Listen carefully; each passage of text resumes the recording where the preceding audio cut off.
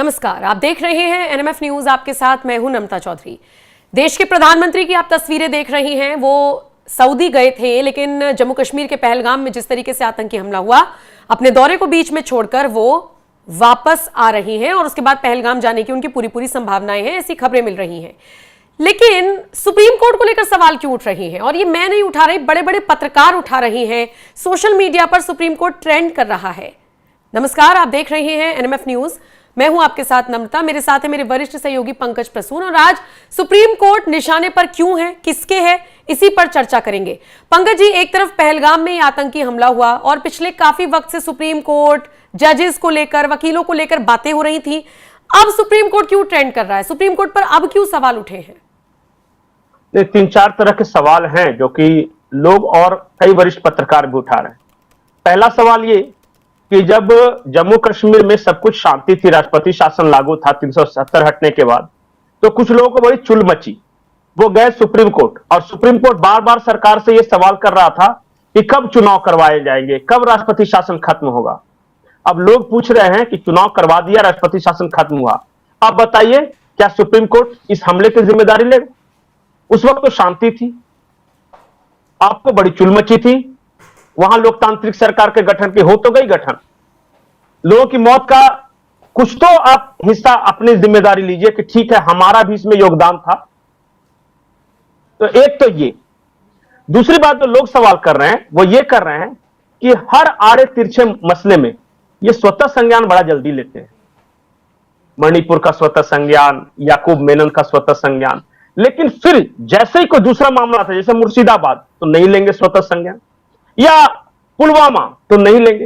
ये स्वतः संज्ञान भी सिलेक्टिव है क्या? लोग पूछ रहे हैं जो सोशल मीडिया पे। मैं अपनी तरफ से कुछ नहीं बोल रहा कि मेरा पसंद का चीज है कि आज मुझे ढोकला पसंद है तो ढोकला पे स्वतः संज्ञान ले लिया, इडली को छोड़ दिया। ऐसा होता है क्या?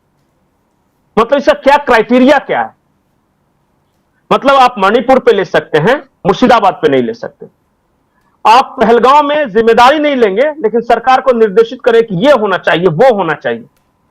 इसमें सवाल है। तीसरा जो सुप्रीम कोर्ट को लेकर सवाल है वो ये कि जैसे ही सरकार कोई फैसला लेती है, जैसे कि पार्लियामेंट ने धारा 370 हटाने की बात कही, 35A खास करके, तुरंत लोग कोर्ट में पहुंच गए और कोर्ट को एक चुल मची रहती है तुरंत सरकार से जवाब मांगने की, जल्दी दो जवाब। अरे वहां का प्रशासन चलाना, वहां शांति कायम रखना, यह सरकार की जिम्मेदारी है, तो उसे करने दो ना अपना काम।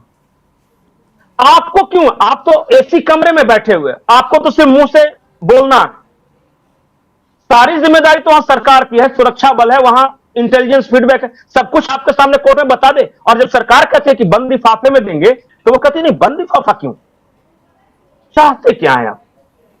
कि सरकार सारे इंटेलिजेंस अपने इनपुट आपको सार्वजनिक कर दे, या फिर वो जो फौज का जो प्लान है कि हम कैसे वहां शांति व्यवस्था कायम रख सकते हैं, कैसे चुन के किसको मारना है।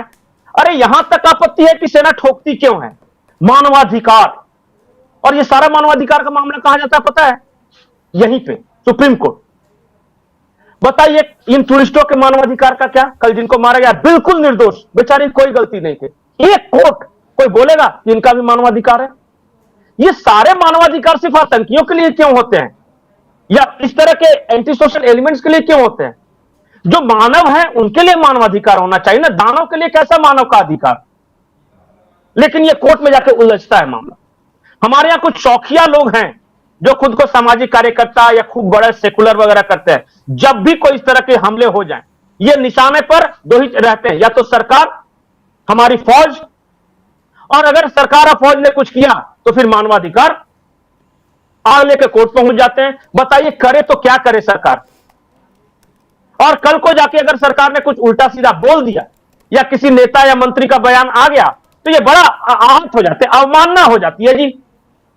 हमारी साख, हमारा इमेज पे धक्का लग गया, इसलिए लोग सवाल उठा रही है। सारी बातें सोशल मीडिया पे कही जा रही है। मेरा यह मानना है कि जो सरकार जो है वो बहुत सारी चीजों को देखते हुए, पहलू को देखते हुए वो काम करती है। फालतू में इंटरफेरेंस नहीं होना चाहिए।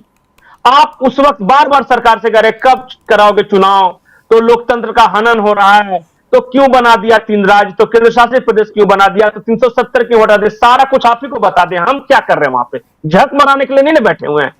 ठीक है। तो मतलब यही मैं एक्स्ट्रा इंटरफेरेंस को लेके, और ये जब 370 हटा ना तो पता चला कि बड़ी सारी याचिकाएं दायर की गई और मजा आ गया सुप्रीम कोर्ट के, वाह वाह अब तो आ जाओ केंद्र सरकार, इस पे भी जवाब दे दो, इस पे भी जवाब दे दो, चुनाव कब करवा रहे हो इस पे भी जवाब दे दो सेक्रेटरी। अब दे तो दिया जवाब, सब कर लिया आपके अकॉर्डिंग, आज मर गए, अब आप जवाब दीजिए। ठीक है। और यही सवाल सोशल मीडिया पर उठाए जा रहे हैं, सुप्रीम कोर्ट निशाने पर है और इसीलिए इस पर हमने चर्चा की। आपको ये चर्चा कैसी लगी, आप हमें जरूर बताइएगा। नमस्कार।